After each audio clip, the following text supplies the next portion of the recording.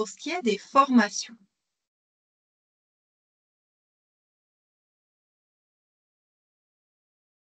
vous allez ici avoir la liste de toutes les formations classées par ordre de création, de publication les plus récentes en premier.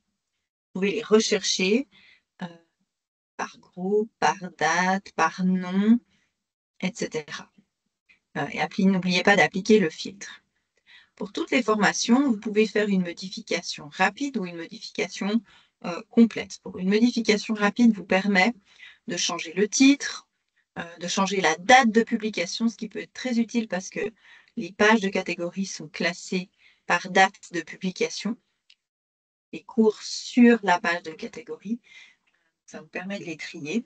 Vous pouvez choisir aussi ici à quelle catégorie est assigné ce cours. Ça peut être plusieurs catégories à la fois.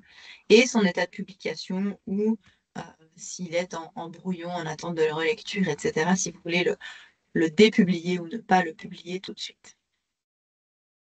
Si vous cliquez dessus ou si vous cliquez sur modifier, vous allez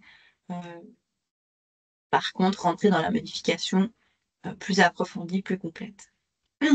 Vous avez ici un tableau de bord du cours avec un certain nombre de statistiques générales, qui est inscrit, etc. Sur la page de formation, vous allez simplement entrer potentiellement un texte d'introduction, mais pas le contenu du cours lui-même, peut-être juste une description du cours.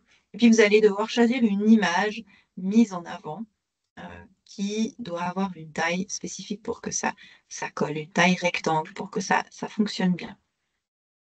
À chaque fois que vous faites une modification sur la page, avant de la quitter, par exemple, en allant dans une leçon, etc., n'oubliez pas d'enregistrer pour que vos modifications soient conservées ou soient mises à jour sur le site.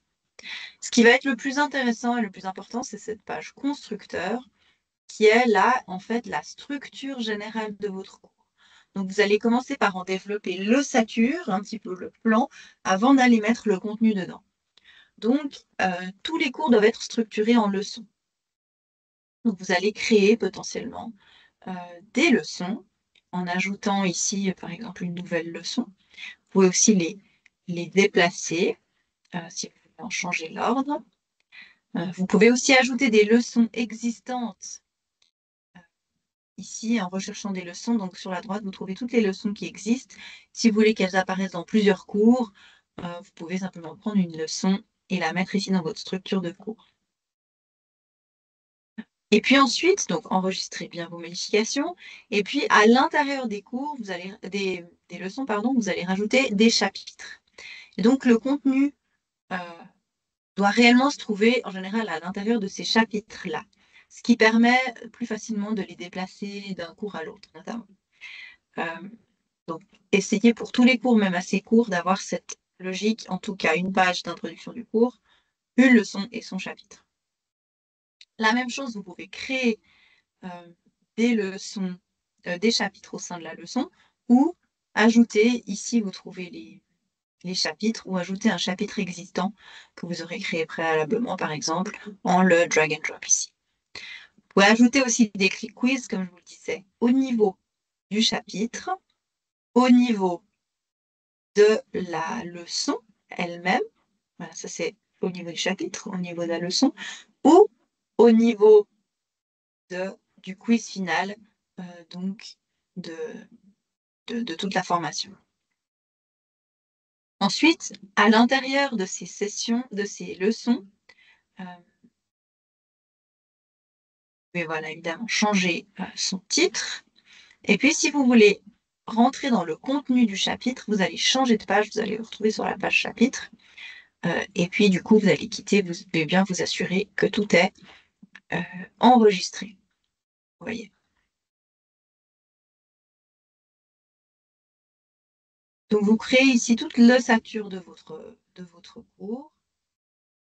Et puis, à savoir aussi, c'est tout ce que vous trouvez dans les paramètres d'une formation. Donc ça, c'est très important d'abord. Par défaut, on a mis que les cours étaient gratuits. Vérifiez-vous que c'est le cas. Donc, il faut être enregistré et inscrit, ce qui nous permet de suivre qui fait quoi. mais il n'y a pas besoin évidemment de payer. Ensuite, vous avez toute une série de paramètres. Là, ça nous permet, c'est si vous voulez qu'un cours puisse être trouvé par tout le co, qu'il n'y a rien à cacher ou que ça ne vient pas parasiter une catégorie, par exemple, d'avoir trop de formations. Sinon, vous pouvez aussi choisir qu'il soit visible uniquement pour les utilisateurs inscrits. Pas tout est absolument important dans ces paramètres. Voilà, vous pouvez ajouter des conditions préalables pour faire cette formation. A priori, la plupart du temps, il n'y en aura pas. Vous pouvez aussi faire expirer l'accès à une formation. Donc, à partir du moment où elle est publiée, vous pouvez dire, voilà, je veux qu'il soit publié seulement pour 30 étudiants ou seulement pour 1 mois, 2 mois, 1 année, etc. Ensuite, si vous avez écrit un certificat, on verra comment vous pouvez sélectionner ici. Et puis, vous pouvez choisir combien il faut de points pour pouvoir avoir ce certificat dans votre quiz. Ça, c'est très important. Par défaut, la progression d'un cours, elle est choisie comme étant linéaire. Donc, ça veut dire que l'étudiant doit progresser dans l'ordre des leçons 1, 2, 3.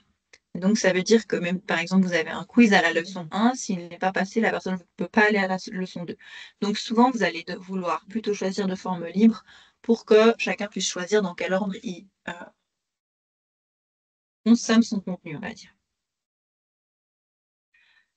Et puis, si vous voulez inscrire des gens directement, un par un, vous pouvez les inscrire comme ça en sélectionnant une personne et en l'ajoutant ou en le supprimant.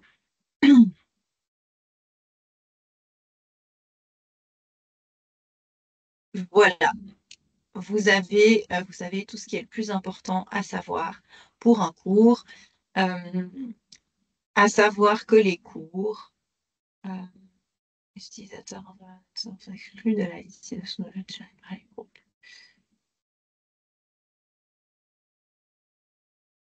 Ce cours fait partie du groupe onboarding, donc toutes les personnes qui sont inscrites au groupe onboarding y ont accès. Donc voilà, on fera un petit tuto spécifique sur la partie groupe, ce que ça concerne. Voilà, et n'oubliez pas d'enregistrer et de revenir du coup à vos formations.